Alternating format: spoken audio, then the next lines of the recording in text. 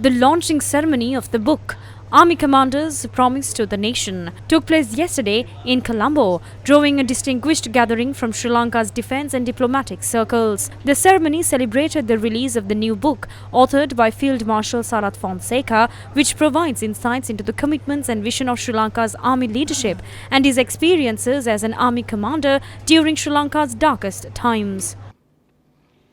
The book launched today is the volume 1 of the Army Commanders Promise to the Nation. I shall not leave this war behind to the next commander. As I went on writing the book, I realized that the book will go up to or even beyond 1,000 pages. Therefore, mainly for the convenience of the readers, I decided to publish the book in 2 volumes. LTT never thought that they will be defeated. All top military and national leaders thought that only a political settlement has to come for the LTT issue. I worked on 3 main principles. Firstly, anti-corruption and anti-abuse of public property was the priority for me. Then meritocracy. Before that, the army, we had a seniority list. Unless you really mess up, you would go up to a general rank without much difficulty. I started a selected list that was applicable to the officers above the rank of major, which is being practiced in all the professional armies in the world.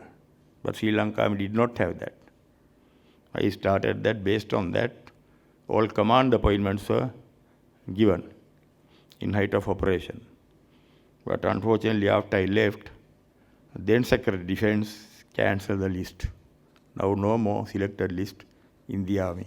I changed the strategies, concepts, tactics, and battle drills. Special infantry operation tactics made the difference.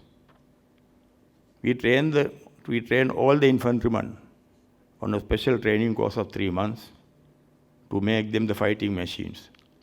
Then they were formed into 4-man teams. When you go to battle, we used to put about 500 4-man teams of special infantry trained officers and men into battle in a very wide front. About 250 teams operated in front. The balance 250 teams were standby as the reserve.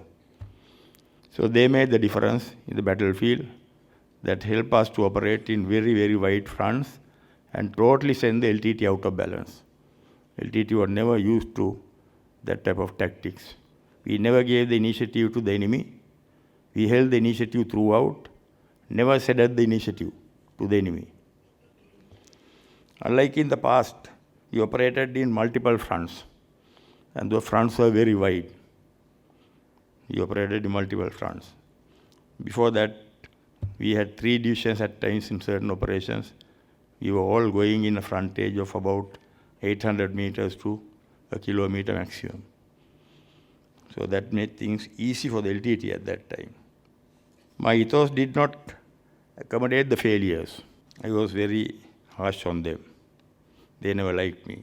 Later they came, later they were sent to arrest me. And later those failures sat on the court-martial also to send me to jail. Went against certain principles of war. Did not concentrate the whole force in one front, as I wanted to divide the enemy in the battlefield. Finally, the victory which was thought to be implausible was achieved by us. And motherland was liberated from the clutches of the dastardly terrorists. The military who changed course from apathy to resolute saved the country for the future generation. The event was graced by Deputy Minister of Defence, the Secretary to the Ministry of Defence, commanders of the Sri Lanka Strike Forces, as well as former army commanders and diplomats.